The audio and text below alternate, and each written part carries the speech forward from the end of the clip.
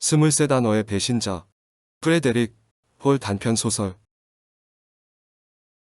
나는 보통 침대라고 불릴 만한 물건의 가장자리에 앉아 있었다. 그것은 얼기설기 엮은 강철끈으로 이루어져 있었다. 매트리스는 없었고 단지 담갈색 모직물로 이루어진 여분의 담요가 걸쳐져 있었다. 결코 편하지 않은 자리였다. 그러나 그들은 나를 조금이라도 더 불편하게 만들고 싶어 했다. 그들은 나를 경찰서 유치장에서 꺼내서 대형 감옥에 넣고 싶어 했고 궁극적으로는 사형대로 보내고 싶어 했다. 당연히 재판은 벌어질 것이지만 그것은 형식상의 문제였다. 그들은 연기가 나오는 권총을 들고 있는 나를 현행범으로 체포했고 그 현장에는 목에 구멍이 뚫린 레리 코넛이 거품을 물고 죽어가고 있었다. 게다가 나는 모든 것을 자백했다. 스스로 무엇을 하고 있는지 정확히 알고 있던 나는 명백한 사리를 가지고 레리 코넛을 살해했다는 것이 그들의 생각이었다. 사람들은 살인범을 사형에 처한다. 그러므로 그들 역시 나를 사형에 처하고자 했다. 특히 레리 코넛이 나의 생명을 구했다는 것을 고려한다면 정상을 참작할 만한 조건은 존재했지만 나는 그 조건들을 가지고 배심원들을 설득할 수 있다고 생각하지 않았다. 코넛과 나는 여러 해 동안 가까운 친구로 지냈다. 그러다가 전쟁 중에 연락이 끊어졌다. 그리고 전쟁이 끝난 후 몇 년이 지나서 우리는 우연히 워싱턴에서 만났다.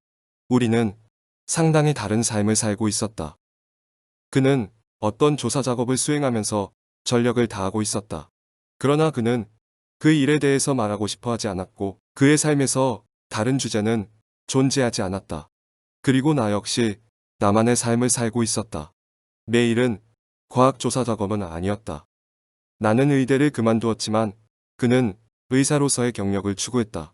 나는 의대 중퇴를 부끄럽게 여기지 않는다. 그 일은 부끄러워할 만한 일이 아니다. 나는 단순히 시체를 깎는 지저분한 일에 적응하지 못한 것뿐이다. 나는 그 일을 싫어했고 그 일을 하고 싶지 않았다. 그리고 강제로 하게 되는 경우 나는 아주 형편없는 결과물을 냈다. 따라서 나는 여러 개의 학위를 가지고 있지 않았다. 하지만 미국 상원의 경호원이 되기 위해서 그런 것들은 필요가 없는 법이다. 당신들에게 엄청나게 인상적인 경력이라는 생각이 드는가?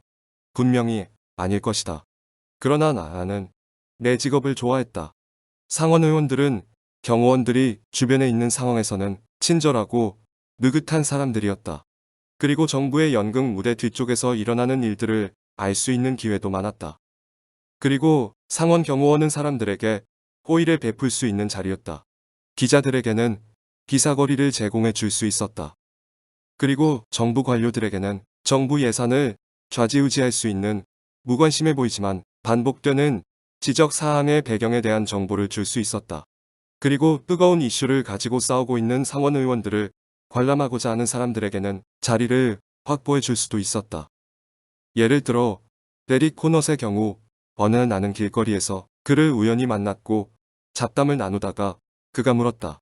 자신이 외교 정책에 대한 토론을 관람할 수 있는지 부탁했다. 당연히 가능했다. 다음 날 나는 그에게 전화를 해서 통행증을 발급할 수 있다고 말했다. 그가 물기 젖은 눈으로 토론 과정을 지켜 보고 있는 중 국무부 장관이 토론장에 들어왔다. 바로 그때 갑작스러운 고함 소리가 들리더니 몇 명의 사람들이 품속에서 무기를 꺼냈다. 그들은 화약과 총을 가지고 미국의 외교 정책을 바꾸려는 중이었다. 아마 당신도 그 사건 기사를 신문에서 읽었을 것이다. 모두 3명이 공격을 시작했는데 1명은 수류탄을 들고 2명은 권총을 들고 있었다. 그중 권총을 든 남자가 2명의 상원 의원과 1명의 경호원에게 부상을 입혔다. 나는 그 당시 코넛과 이야기를 하고 있었다. 나는 수류탄을 든 작은 남자를 보고 그에게 달려들었다. 그를 쳐서 쓰러뜨렸지만 안전핀이 뽑힌 수류탄이 하늘을 날고 있었다. 시간이 흐르고 있었다. 나는 수류탄을 향해서 돌진했다. 그때 갑자기 레리 코넛이 내 앞에 서 있는 것이 보였다. 신문 기사들은 우리 둘을 영웅으로 취급했다.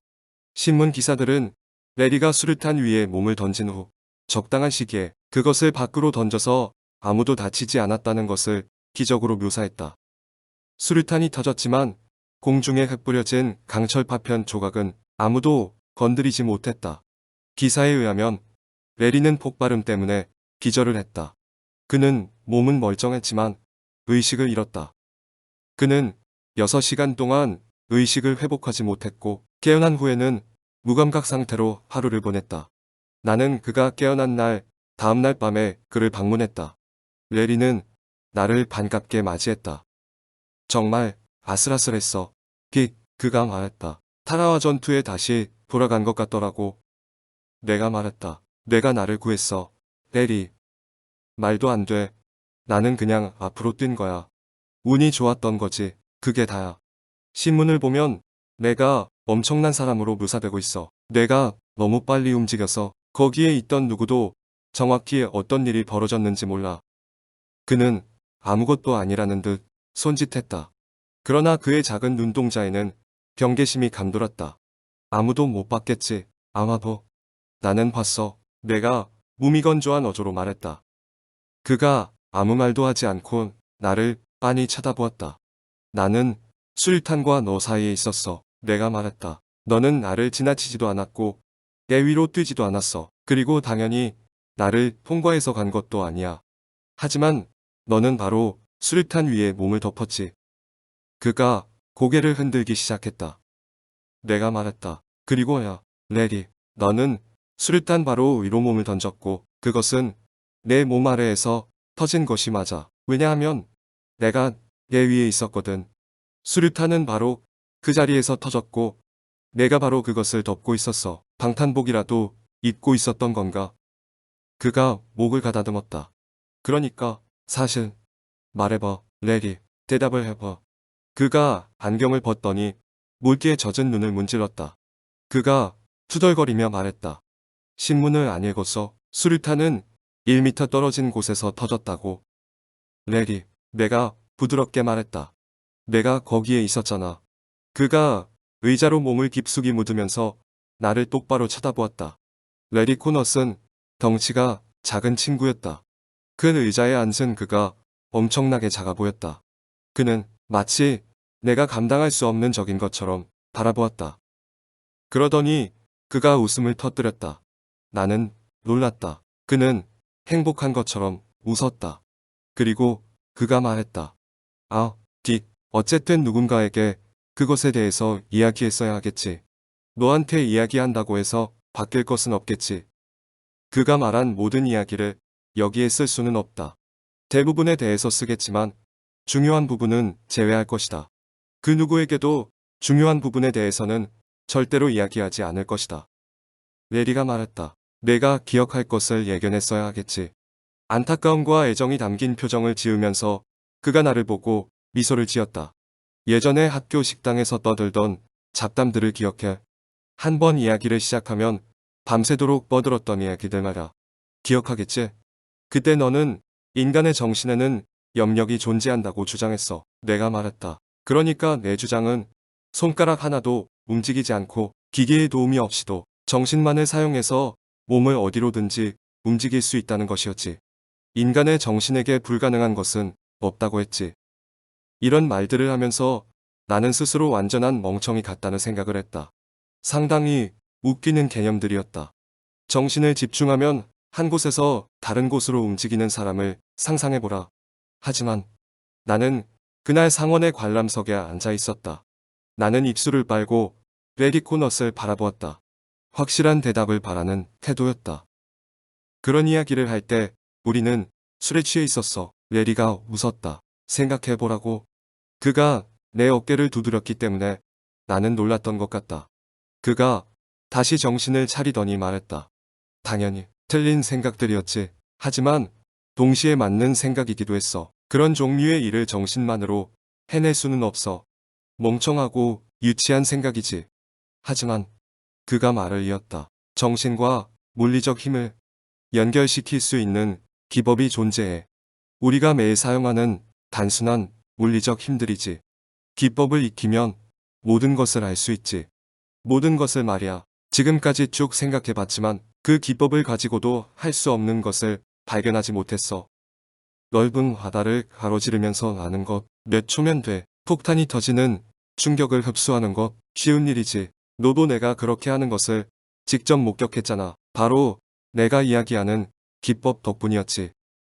하지만 자연 법칙을 완전히 거스를 수는 없기 때문에 그것을 하려면 에너지가 소모돼. 그래서 내가 하루 동안 정신을 차리지 못한 거야. 그렇지만 이번 것은 정말 어려운 종류의 일이었다고. 예를 들어서 총알이 목표를 비껴가게 만드는 것 같은 일들은 훨씬 쉬워. 총알을 약실에서 꺼내서 내 주머니로 옮기는 것은 더 쉬워. 그렇게 하면 총알을 발사하지도 못하지. 영국 왕실에 전해 내려오는 보석들 지금이라도 바로 가져올 수 있다고. 내가 말했다. 미래도 볼 수 있나? 그가 눈썹을 찌푸렸다. 말도 안 되는 소리. 그런 미신 같은 것과는. 그럼 사람들의 마음을 읽는 것은? 레리가 조금 더 명확하게 설명했다. 아, 몇 년 전에 내가 했던 말을 기억하고 있구나. 아니, 그런 것들은 할 수 없어. 어쩌면 언젠가는 이 기법을 계속 연구한다면 모르지. 하지만 지금은 할 수 없어. 그래도 지금 당장 할 수 있는 것들도 상당히 괜찮은 것들이지. 그럼 내가 할 수 있는 것들이 뭐야? 보여줘. 그가 미소를 지었다. 레리는 그 시간을 즐기고 있었다. 크게 질투심이 나지는 않았다.